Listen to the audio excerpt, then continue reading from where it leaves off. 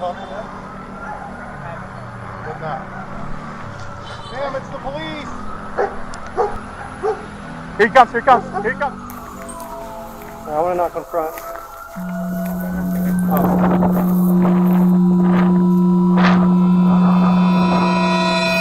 Around 3:14 a.m., Officer Jared Locke pulled up behind a white Dodge van parked behind an abandoned gas station off I-57. The place had been closed for years, and there were no lights anywhere in the lot. The van wasn't running, and its back bumper was coated in dry mud. The license plate was hard to read, as if someone had rubbed it clean on purpose. Locke stepped out and approached. No one else was around. The front window of the van was already halfway down. The man inside was sitting upright, with both hands on the wheel, calm and still, as if he had been waiting. When asked, he said he was waiting for his sister, claimed she'd gone inside to look for help, even though the building was clearly sealed shut. He didn't have ID on him, and said his phone was dead. Locke told him to step out. The man did what he was told and stood by the front bumper without arguing. As Locke moved around the van, he heard a dull noise from the back, then another, a slow, muffled sound, heavy and low. He tried the handle on the rear doors, but it was locked. He called for backup and kept his distance. The man stayed quiet and didn't try anything. When backup arrived, they forced the back doors open. Inside, there was a girl sitting low between some tools and an old rolled-up tarp. She looked around 12 or 13. Her hoodie was oversized and her arms were pulled in tight. Her wrists had faint marks, and her eyes were open, but hard to read. She wasn't crying or moving much, just watching. She leaned forward slightly, her voice flat and quiet. "Check the trunk." They moved to the trunk in silence. The girl didn't explain. She didn't react when they opened it either. She just stepped back slightly and kept watching. Inside was a duffel bag, green, worn, partially zipped. It was wedged between a car jack and a spare tire. One of the officers pulled it out and set it on the ground. The zipper resisted slightly, like it had been jammed on purpose. When it opened, there was clothing inside, folded, clean, but damp. Beneath it was a stack of plastic bags, and beneath that, a phone. It was powered off, but the screen was cracked, as if it had been stomped. Wrapped in the last layer was a wallet. Inside was a photo ID. The name didn't match the man they had just cuffed. It was for a missing person from 2 states over, a woman, reported gone 3 weeks earlier, last seen with her boyfriend. Locke didn't say anything. He handed the ID to the sergeant and looked at the girl again. She stood near the edge of the headlights now, arms crossed, staring past the group like none of this surprised her. When someone asked her name, she didn't answer. One of the officers leaned in and asked if she was okay, or if she was hurt. She shook her head once, then finally spoke again. She said she didn't know the man's name, said she was never supposed to talk. Not to him, not to anyone. She kept saying that, wasn't supposed to talk. That line kept looping, quiet, flat, no emotion, just repetition. Locke told dispatch they'd need child services and a female officer on site. The girl didn't respond to anything after that, just stood there until they took her to the back seat of the cruiser. Inside the trunk, beneath the mat, they later found 2 more items. A burner phone with no contacts and a roll of duct tape. That was enough for now. No one said it, but everyone knew this wasn't going to stop at 1 van, 1 bag, or 1 missing name. The van was towed in just before 6 a.m. It was sealed and impounded at the county lot by mid-morning, and the contents were logged by a quiet 3-person team. No press, no sirens, not yet. Everything was being kept off the radar. Locke stood beside the evidence clerk as they sorted through the items. There were work tools, a thermos, a folded tarp, and 2 burner phones, both wiped. No fingerprints on the second one, and no stem in either. In the side panel compartment, they found what looked like a small child's bracelet with a broken clasp. It had dried blood on the edge. The girl hadn't mentioned it. Back at the station, she hadn't spoken since the night before. The female officer assigned to sit with her said she wasn't resisting anything. She ate when told, followed directions, and kept staring at the clock. Meanwhile, the man from the van was being held, but not talking. No record, no social, no ID match. He gave a name that turned out to be fake. Said he didn't know the girl. Claimed she was just there when I found her. One officer pulled Locke aside and mentioned something odd. The van had a bumper sticker partially peeled off. Underneath it was another layer, a faint logo from a daycare chain in another state. The kind that went out of business years ago after multiple complaints. Nothing ever confirmed. Nothing public. Locke didn't say much. He asked the officer to keep that part quiet until they could confirm the link. They needed more before that connection could go anywhere. Later that afternoon, when the scene team went back to search the van's route, they found a ditch 4 miles back with something half buried near a rusted mile marker. It was another duffel bag. This one was empty, except for a single shoe, child-sized, waterlogged, and zipped inside a freezer bag. By the next morning, the department had quietly sent a request to the DMV, asking for license plate scans along the highway stretch where the van had been parked. A match came back within the hour. The plate had pinged 4 nights earlier, just past the Arizona border, registered under a different vehicle. The camera showed the same van, same stickers, same driver. They also pulled older traffic cams from a gas station 30 miles out. No timestamp on that one, but the footage was clear enough. The van was parked for nearly 40 minutes. A girl was seen being led from the passenger side to the restroom and back. The same girl now sitting silent in the department's soft room. Locke asked to be looped in on any prior cases involving girls under 16 reported missing in the last 30 days across neighboring states. They filtered the list by height, age, and unconfirmed sightings. 7 names popped up. 2 had similarities too close to ignore. 1 from New Mexico, 1 from Oregon. Both had gone missing after school and hadn't been seen again. The lab also came back with partial prints from the duct tape roll found in the trunk. They belonged to a woman with 2 prior child neglect charges, both dismissed. She hadn't been seen in over a year. When Locke pulled her file, something stood out. Her last known address was a motel room tied to a different missing child case from 2021. That case never closed. No suspect had been named. The pieces weren't linking neatly yet, but the patterns were becoming harder to write off as coincidence. As Locke filed the last update into the case log, someone from the evidence room called him down. They had finished restoring data off the cracked phone found in the van's duffel bag. The lock screen lit up with a single name, Rebecca, second try. The phone was old, and the screen was cracked across the top corner, but the data recovery team had managed to lift 3 backups. Most of it was junk, system logs, cached ads, nothing useful. But one folder had saved images and a few voice recordings, all time-stamped within the last month. Most of the images were taken in a storage unit. Concrete walls, stacked boxes, a mattress without sheets, and a yellow bucket in the corner. In one photo, the girl was visible, asleep or unconscious, curled against the wall. Her wrists looked bandaged. The metadata showed it was taken 9 days ago. There were also 3 voice memos. The first was mostly background noise. The second had the man from the van speaking softly. No full names, but phrases like, "Don't make noise this time," and "You're lucky she's letting you live." The third recording was shorter and harder to parse. A woman's voice said something about starting over, and then whispered the word Rebecca. That same name showed up again in the contacts. 4 messages sent out, all failed, all around 2:18 a.m. the night before the stop. Locke traced the number. It had been active under a prepaid plan tied to a hotel Wi-Fi login a week earlier. The hotel was in San Bernardino, off a dead stretch of highway. Locke drove out later that day with a deputy. The manager didn't remember anything specific, but handed over the guest logs. A woman had checked in using the name Rebecca J. She'd paid in cash. Room 11 was already cleaned out, but the manager said it had smelled off, like bleach and mildew mixed together. On the way back, Locke stopped at the department to review missing persons again. One case was from Arizona. Girl, 14, last seen at a local motel. Her real name was Sophia. Her middle name was Rebecca. When they showed her a photo from that file, the girl finally blinked. She didn't speak, didn't cry, but she nodded, slowly, and didn't look away. Later that evening, the forensics report came in.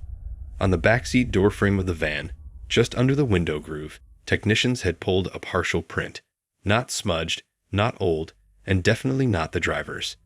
It belonged to a minor. The match led them to a 16-year-old girl who had gone missing from a foster home in Nevada nearly a year ago. Her file wasn't thin. She'd run before, 3 times in 2 years, but the last disappearance had been flagged differently. There was a note from the caseworker saying the girl mentioned hearing voices through the walls, then vanished the next morning. No phone activity. No credit cards. The only update in the system was from 5 months ago. A clerk at a pawn shop had reported someone using her ID. But by the time police checked, the footage had been deleted. Locke pulled the girl's photo and brought it to the interview room. He didn't say anything. Just set it down in front of her and waited. She didn't flinch, but she kept glancing at the picture like she recognized the girl. Eventually, she touched the corner of the paper and nodded. They asked her if that girl had been in the van, and she nodded again. When they asked where she was now, she finally whispered a single word: gone. The detectives didn't push further that day. They'd already crossed the line between a welfare check and an open criminal investigation. Every new detail had to be documented, logged, and legally clean. They filed for a search warrant, not just for the van, but also the man's phone records, home address, and any properties registered under his name. What disturbed them most wasn't what they found next. It was what they didn't. There was no home, no workplace, no bank account, just a string of rentals, burner numbers, and one out-of-date driver's license tied to a P.O. box in Bakersfield. He didn't legally exist, but someone had made sure he could still move around without being noticed. They tracked the man's last known booking to a roadside motel just outside Bakersfield. The front desk clerk didn't remember much. Said the guy paid in cash, never asked for housekeeping, and left early each morning, always wearing the same coat and ball cap. No guests ever seen with him. No complaints, just quiet. They'd pulled security footage from the lot. The van showed up twice. Once late at night, headlights off. Once again at dawn, just sitting still for over an hour before pulling away. No one got in. No one got out. When the detectives entered the room, it was technically clean. No smell, no mess, but something was wrong. The dresser drawers were nailed shut. A section of carpet near the bed had been cut and replaced, and inside the vent, behind the rusted grill, they found a stack of index cards wrapped in rubber bands. Each card had a name, age, and city. Some were full names, some just first initials. One card matched the girl from the van. Another matched a missing persons report from Phoenix, dated 3 years ago. There were dozens more. They brought the cards in for processing, logged them under evidence, and reached out to every department listed. Some matched active cases. A few matched closed ones, and several names weren't in any system at all. It was clear this wasn't about one girl, one van, or one state. They were looking at a pattern, and the motel was just another waypoint. They followed one of the names from the index cards to a woman in Henderson, Nevada. Her son had gone missing 4 years ago. The case had gone cold after the first 6 months, and she hadn't heard anything since. When they showed her the card, she went quiet. Said the handwriting looked familiar. It matched a note she'd found in her son's backpack the week before he disappeared. She'd always assumed it was his. The handwriting analyst later confirmed it wasn't. They asked if she remembered anything unusual. Visitors, phone calls, anything. She paused, then mentioned a man who came by once posing as a youth counselor. Said he was from a nonprofit offering mentoring programs for troubled teens. He had no ID, no website, but seemed polite, and said her son had signed up himself. She never saw the man again after that visit. They pulled doorbell cam footage from a neighbor's house. The angle was wide, and the resolution was poor, but you could make out a man with a duffel bag slung across one shoulder. He wore a windbreaker and a cap, same build as the one from the van. The timestamp showed the visit happened exactly 5 days before the boy vanished. When they compared the time with the motel check-in logs, something clicked. There was a second motel listed under a different name. Same handwriting, same style of booking, and the same room number used twice, months apart. It wasn't a fluke. Whoever was doing this had done it before, and had systems in place. At 5:32 p.m., Locke pulled up the motel's archived reservation records again. The second room, booked under the name Jacob Farron, matched a stay from 11 months earlier. Same room number, same payment method, same handwritten form filled out in ballpoint ink. The manager didn't remember anything unusual, just that the man had asked for the room specifically, said he liked the corner. When they looked at security footage from that week, most of it had already looped over. Only one hard drive, left untouched in a back office, had a few usable clips. In one of them, a teenage boy was seen entering the room. He looked nervous, kept checking his phone, but went in alone. He never checked out. Locke contacted local PD. A missing person report had been filed 6 days after that date. Same description. 16, Latino, last seen near a local skate park. His name was Miguel Rojas. No confirmed sightings after that night. The parents had searched for nearly a year before the case was shelved. Back in the motel, the carpet had been changed recently. The manager said the flooring was swapped out after a pipe burst, but couldn't remember when. Locke didn't argue, he just asked for the receipt. It was dated 4 days after Miguel's stay. Something had happened in that room, maybe not loud, but bad enough to need cleanup. And now, it was happening again. Same pattern, same timing, same silence after. By 4:42 a.m., Locke had already looped the area twice, and nothing had changed. The road behind the diner was still dark, empty except for the flickering light over the back exit. Dispatch hadn't followed up, and no one had checked in from forensics yet.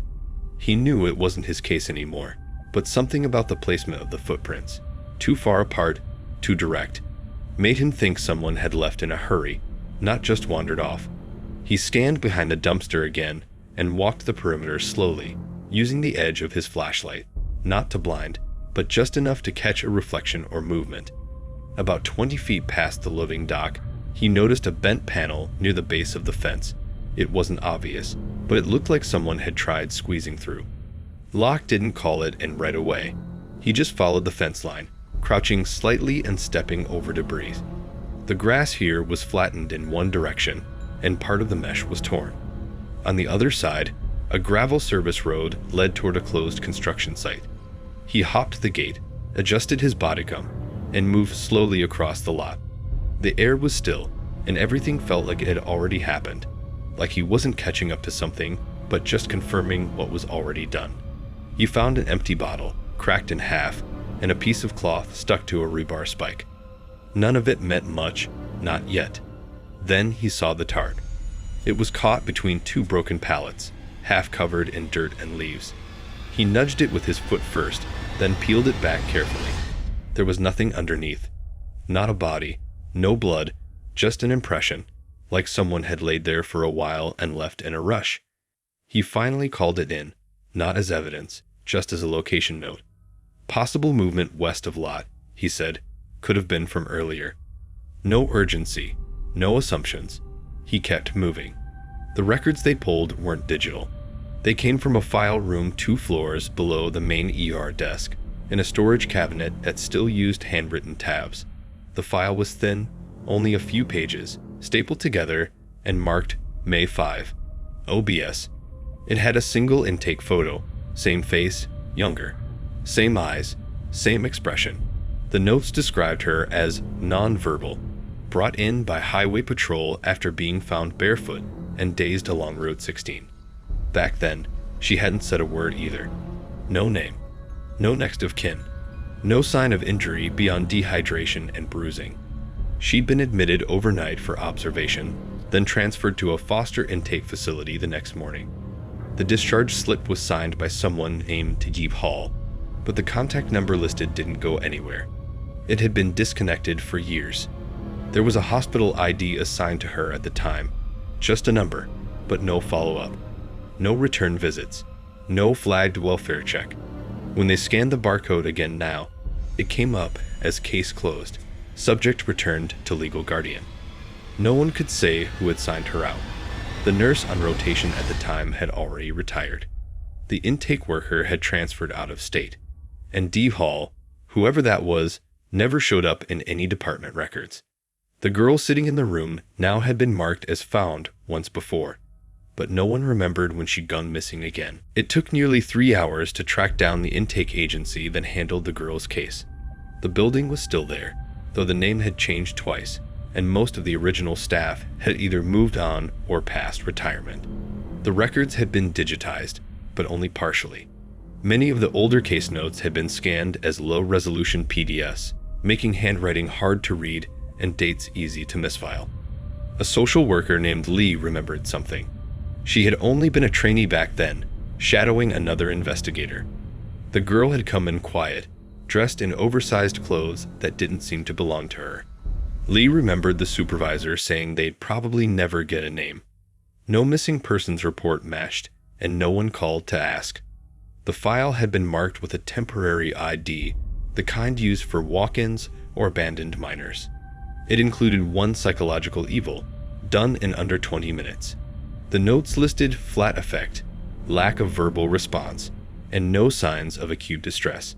The evaluator had signed off with a line that read, possibly ASD, low priority for further testing.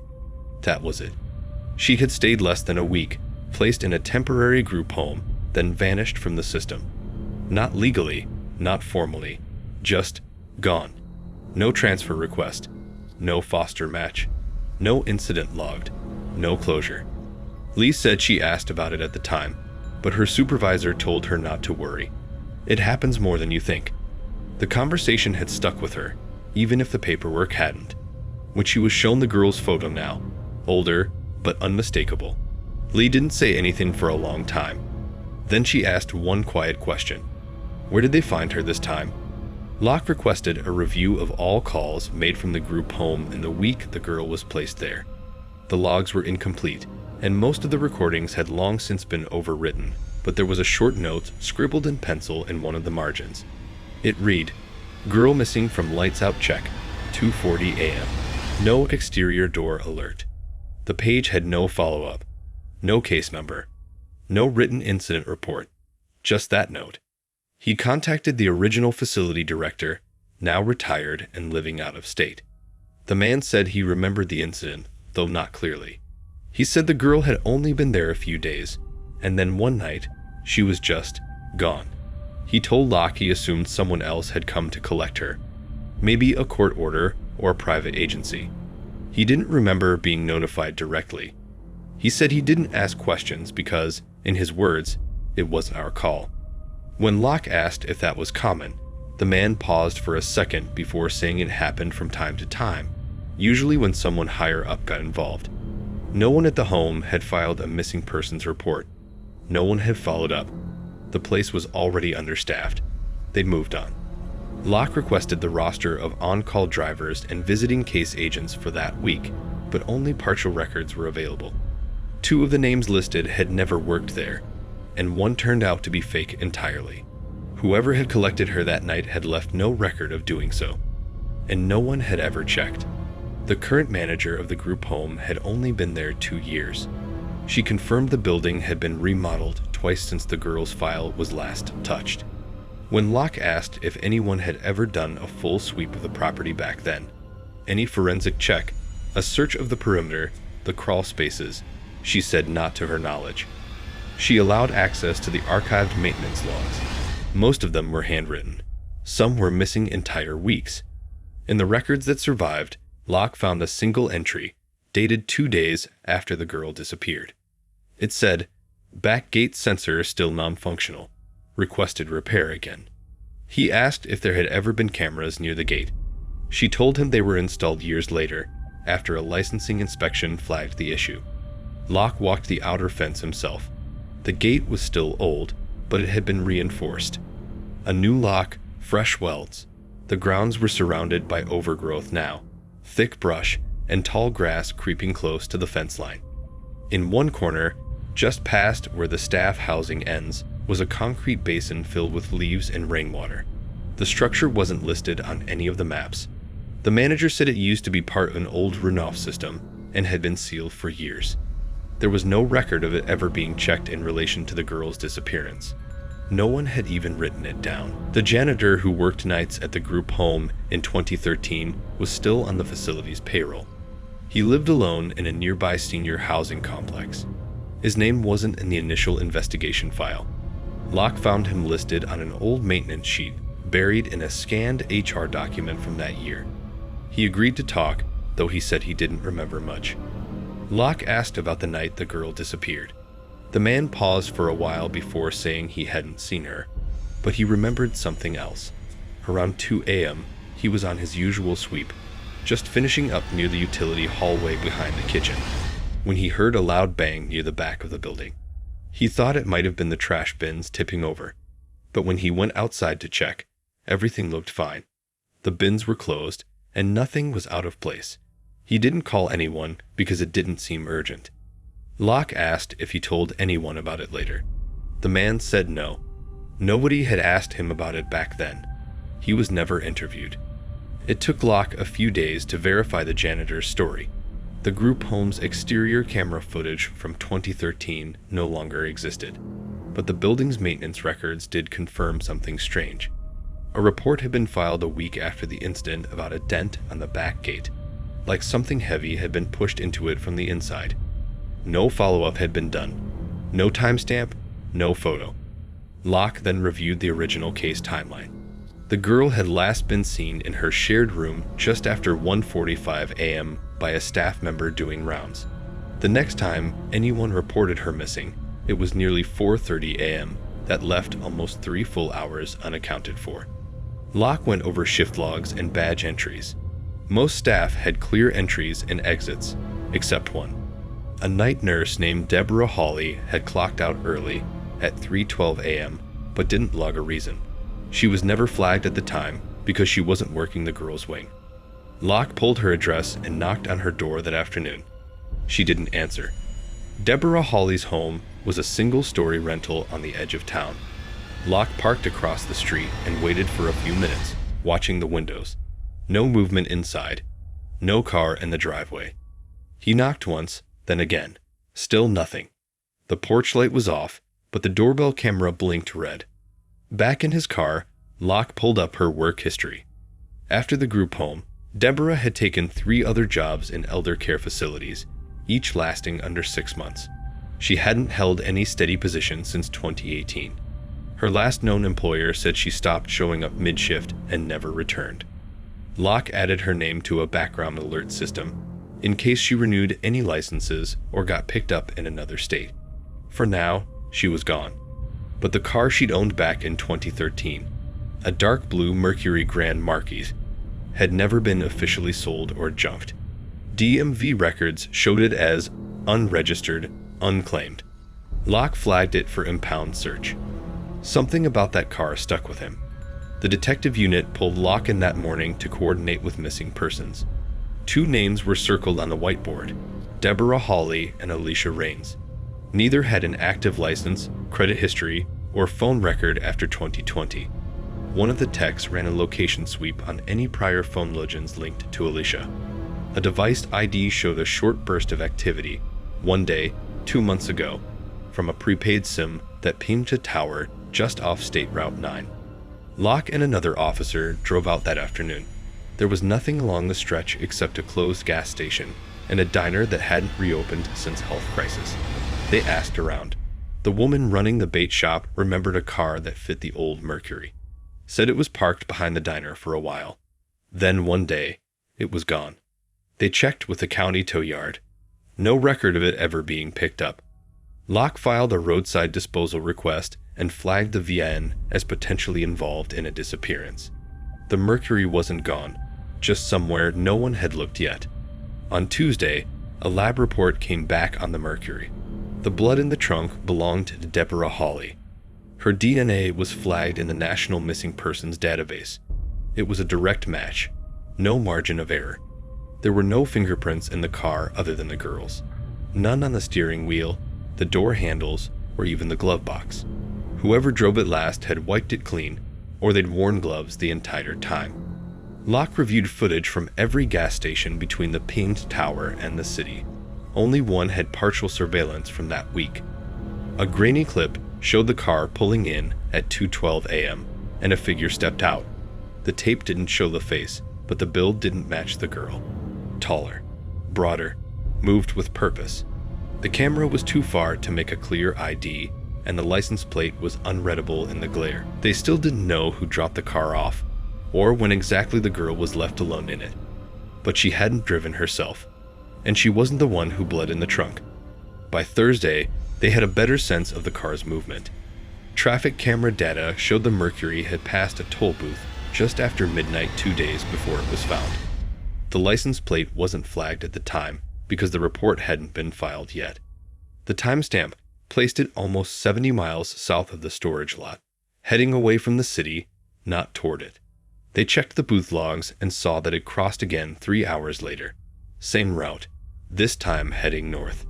That meant someone had taken it out, driven it deep into the rural county line, and then brought it back. The girl never said whether she was in the car during that trip. When they asked, she looked down and just stayed still. She had no driver's license, no keys, and no record of driving anything in her life. But even if she had driven, the route didn't make sense.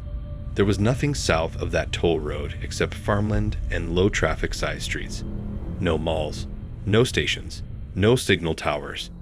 Just empty roads and one possible purpose. Whoever was behind the wheel had time to dump something, or someone, and return before sunrise. The forensics team finally completed the full sweep of the trunk.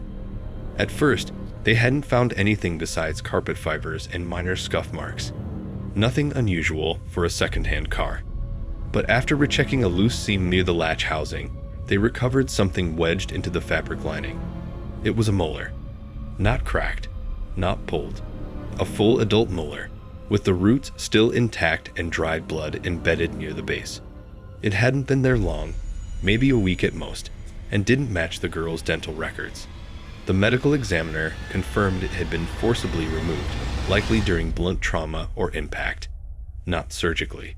They ran the DNA, but the database came back with no matches. When they showed it to the girl, she didn't even blink. She looked at it, then looked away. She didn't ask whose it was, and she didn't offer any guesses.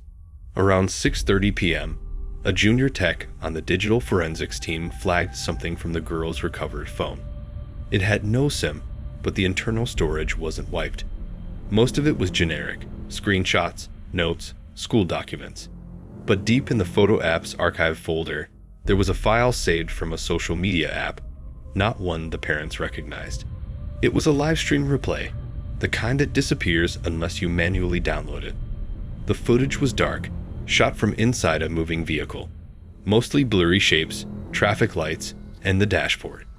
At around the 5-minute mark, a voice came through. Male, calm, not yelling. It said something about keeping it down, and just until we sort it out. In the reflection on the passenger side window, you could see a silhouette, small frame, long hair, sitting stiff, barely moving. There was no timestamp, no visible license plate, no names spoken. But the girl's face was visible for about half a second when the camera jolted. She was in the back seat, and she wasn't looking at the road. She was looking straight at the phone.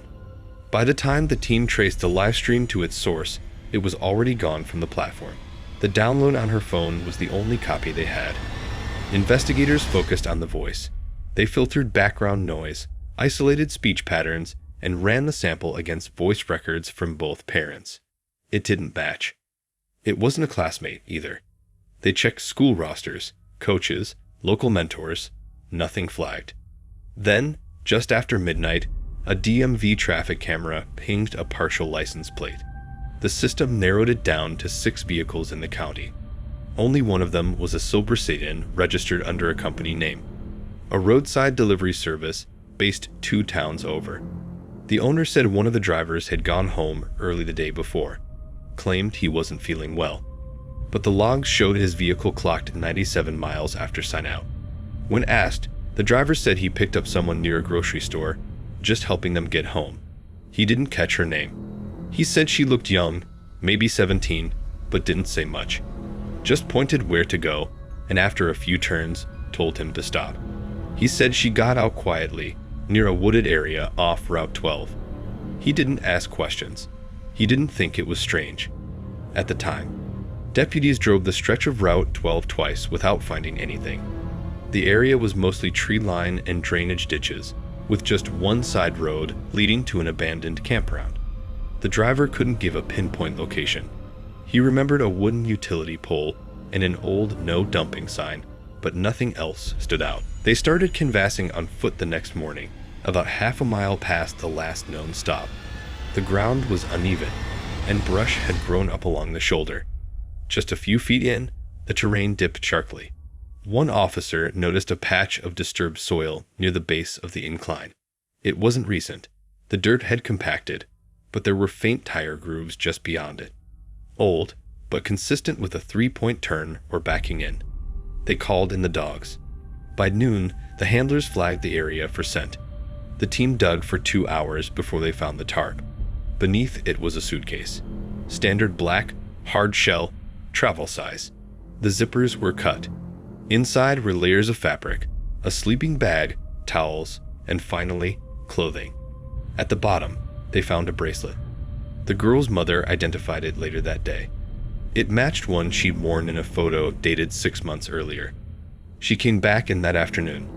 No lawyer, no parents, just her, a social worker, and the same plain jacket from earlier that week.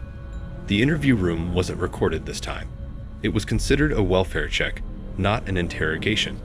But there was a notepad, and everything said was written down. She didn't give a long story. She confirmed her name. She confirmed the man's name. When asked what happened in the van, she said she remembered getting in around dusk, and that he told her they were going to stop somewhere quiet before heading home. She said he didn't touch her. She said he talked the whole time. When asked what he talked about, she said she didn't know. Most of it didn't make sense. He kept saying things like, "This is the only way people learn." Sometimes silence is what causes pain. She didn't argue. She said she just nodded along, hoping it would end. They asked how she got away. She said she didn't.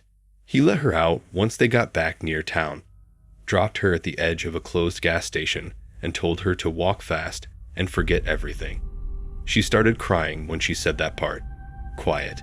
No sound. Just tears. The officer handed her a tissue and asked why she told them to check the trunk. She didn't answer for a while.